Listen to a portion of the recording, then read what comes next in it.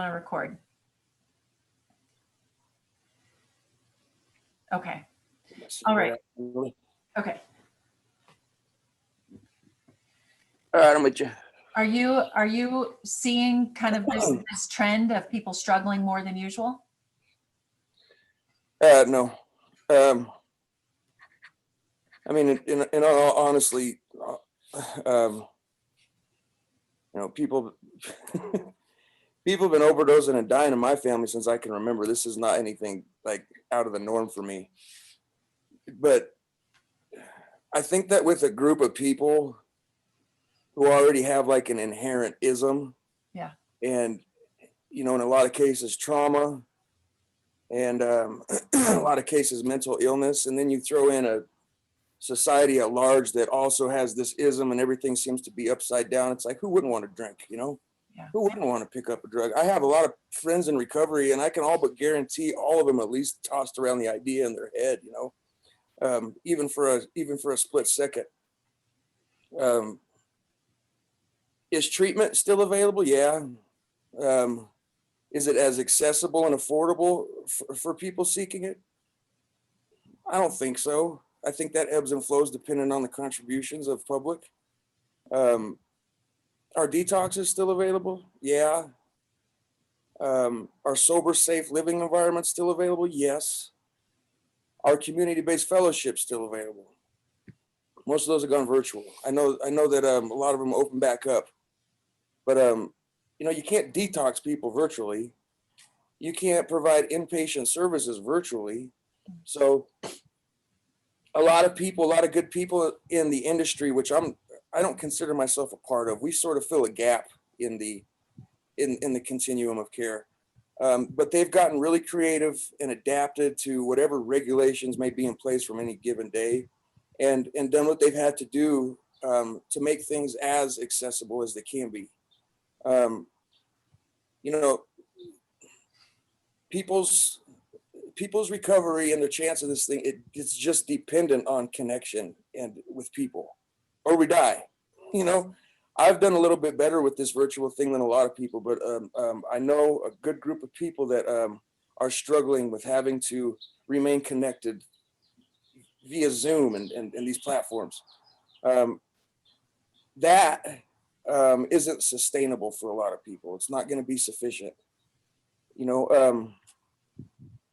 The community-based fellowships might turn into this like rogue type underground, which is kind of how it started in the first place.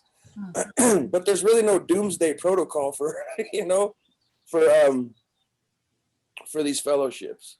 How are you all with the Hornbuckle Foundation? How are you helping people right now? Are you seeing anything different? And how's that going? Well, it's business as usual for us, pandemic or not. There's going to be people struggling with substance use and then seeking treatment. We're staying as connected and in the know as possible with the industry and the protocols in place. There's been a little bit more red tape to get through because of the COVID. But there's still ways. We're still finding ways to get people the services that they need.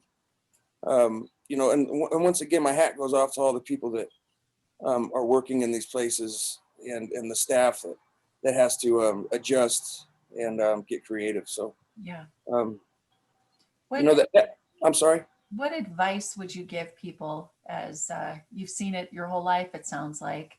So when times are hard and money is hard and everything is hard, like you said, like, sure, it makes you want to go to substances or alcohol, but what advice would you give people when they're struggling?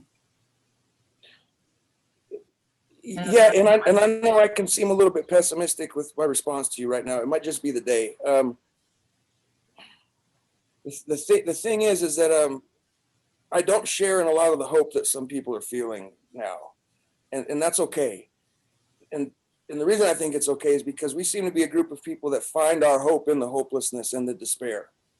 As long as there's still a lifeline and people know that we're still out here and we are accessible, that's about as good as we can do. I don't know if I have any sage type advice to people that are struggling. The struggles are the same old struggles that people are going to go through when they bottom out from substance use. I'm broke, you know, I might have lost my freedom, you know, my needs might not be met right now. I might not have I might not have shelter. I might have burned all my bridges. I might not have any connections in my life right now. Well, we're out here, you know. The Hornbuckle Foundation, you can find us online, hornbucklefoundation.org. It just depends on the level of care that people are seeking. Would depend on the advice I would give. Sounds like what I'm hearing from you in each of these topics is connections. You know, isolation is dangerous for abusers and addicts. Absolutely. And connections, be that with family or friends or foundation, whatever it is, to find connections.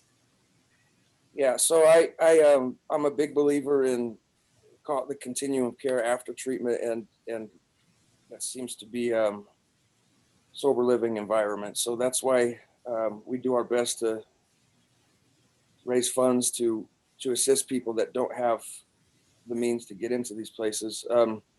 I've spent a lot of my time, my active using time, ending up in treatments and then feeling the doors shut behind me, and the weight of the world was all of a sudden very pronounced, and there's not a very solid plan in place. Kind of left to my own devices again, and we try to assist people there in kind of a step down process.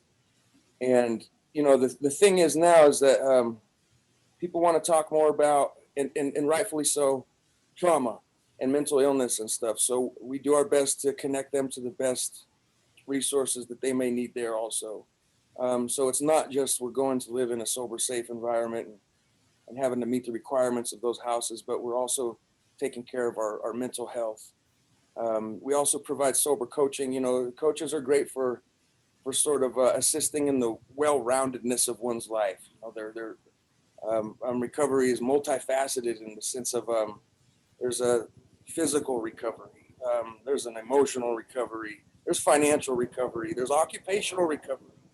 You know, there's how you doing environmentally. Are you in an environment where you're free of the threat of harm? Is it free of drugs and alcohol? So we really helped work on that with individuals because you know, no one was there to work on that with me, you know.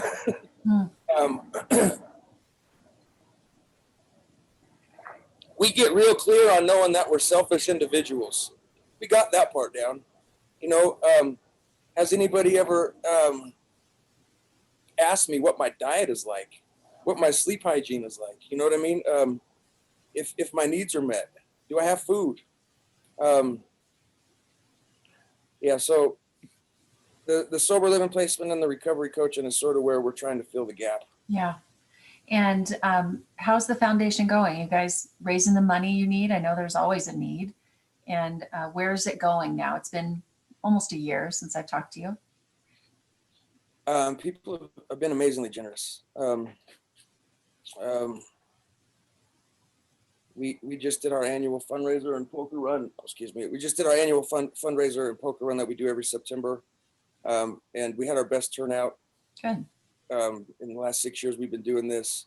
I think we had over 200 to 250 participants in the motorcycle ride. Good. And there was probably over 300 people at the event itself. And we raised good money that's all going towards sober living placement and recovery coaching services. So, you know, if it wasn't for the generosity of the public, you know, we wouldn't be sustaining this thing. How many people do you think you've been able to help this year? Oh my God! You know what? Sarah's the data person. Okay. She tell her to let me know. When she talked to you a year ago, she had a goal. She set a goal of 180 people. Okay. And I think, by my accounts, we're well above 100 now that we have scholarshiped into sober living and offered recovery coaching too. And why again is that? I know Sarah told me this year ago, but I want you to tell me, why is that so important? Why? She wanted to make 180-degree change, so she set this 180 as the target. Thought that was pretty good. Why is the sober living environment that you all believe in so much the difference? Well, like I said, you go from treatment. Hopefully, part of our criteria is people have to complete 30 days of inpatient. And you go from a totally structured environment. You're there 24/7. Your meals are provided. Yep. Your meds are dispensed. Your day is structured. And then, like I said, I have the experience of getting out of these places and really being in limbo. You know, they tell me to go to some meetings and stuff like that. But a lot of people benefit from having kind of a step down process to where Yep. there's still freedom at these houses, but there are still rules, and all the wheels on the bus go round, make it go round, and people have obligations and chores to the house. So, you know, we're being responsible and being participants in our recovery and other people's recovery, and it just keeps us connected Yeah. to the community. It's like a built-in recovery community. Yeah. You go right back into your old way of living. People fall right back into old habits. It sure makes it a lot more likely. Yeah. Yeah. Well, thanks for your perspective on it. I appreciate it. I'll probably want to talk to you guys a little bit more and get some more details, but I'm just really appreciative of what you all do and helping people. Hey, thanks for taking the time.